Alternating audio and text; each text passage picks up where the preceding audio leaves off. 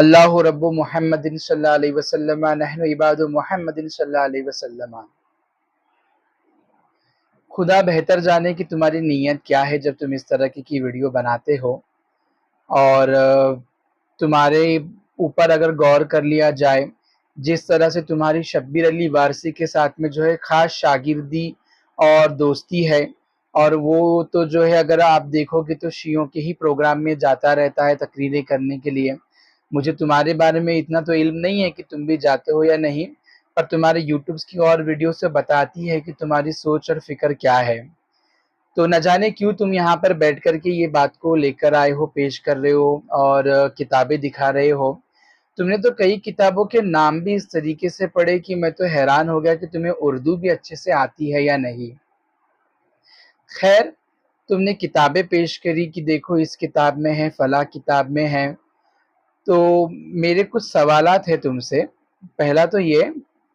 کیا کتابوں میں لکھی ہوئی ہر بات کو ہم مانیں گے؟ اس کا جواب چاہتا ہوں میں تم سے۔ دوسرا، یہ تاریخ الخلفاء ہے، اس میں تم کو سنیپ شاٹ بھی دیتا ہوں، تم غور کر لینا۔ اس میں ایک عبارات ہے اور ایک ٹاپک ہے کہ امام حسین کا جو ہے میدان کربلا میں ہونا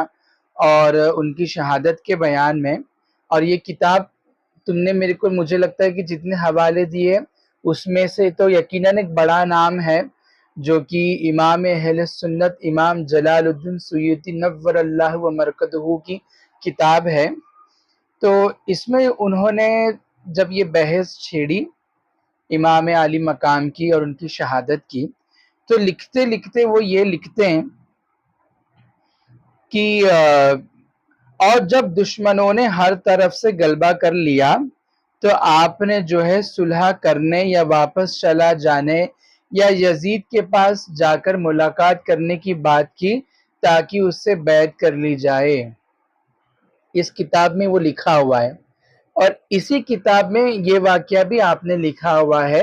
کہ امام حسن کو حضرت جادہ بنت اشعث نے جو ہے زہر دیا تھا۔ تو اگر وہ بات کو ہم مان لے کہ انہوں نے زہر دیا، تو پھر ہم کو یہ بھی ماننا پڑے گا کہ معاذ اللہ امام علی مقام نے سرنڈر کر دیا بلکہ یزید کی بیعت کے لیے نکل آئے، جبکہ اگر اس کی بیعت کرنی تھی تو امام علی مقام کو کیا ضرورت تھی کہ پورا فیملی کو لے کر کے بنا جو ہے ہتھیاروں کے یا جنگی سامان کے آپ جو ہے اس میدان کارساز میں چلے آتے تھے؟ اس کا جواب بھی تم ہی دو گے۔ اور ایک بات، تم نے ایک اور کتاب کو سنا ہوگا، شاید پڑھا بھی ہوگا، اور وہ کتاب جو ہے خود امام علی مقام کے ہی نسل سے ایک شہزادے نے،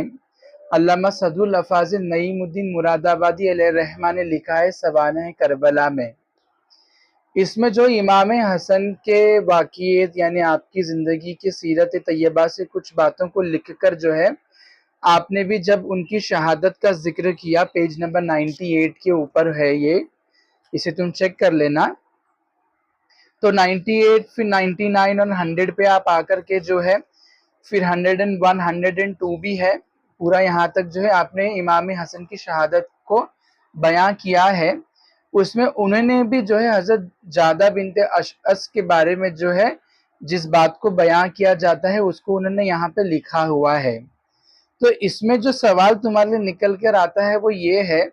کہ دیکھو، جب امام علی مقام امام حسن مجتبی رضی اللہ تعالیٰ عنہ کے پاس آئے اور پوچھا کہ بھائی آپ کو زہر کس نے دیا، تو امام حسن کہتے ہیں کہ بھائی اگر مجھے گمان جس پر ہے کہ اس نے مجھے زہر دیا اور یہ ہو کہ اس نے نہیں دیا،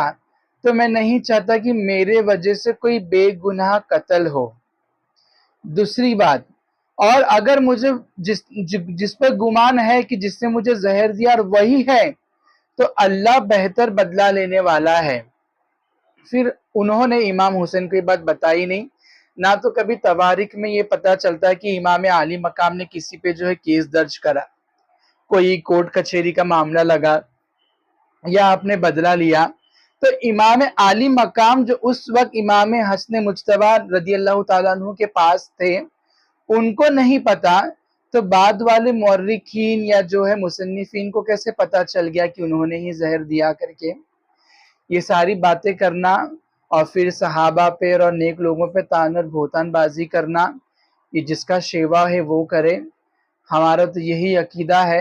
اہل سنت کا ہے بیڑا پار، اصحاب حضور نجم ہے اور ناؤ ہے عطرت رسول اللہ کی۔ تو بہکی باتیں مت کرو، تاریخ کو بغور پڑھو اور انصاف سے کام لو۔ اور میرے جو سوالات ہیں اس کے جواب مجھے ضرورت نہیں ہے، پر اگر ہو سکے تو تم خود اپنے آپ کو دے دینا۔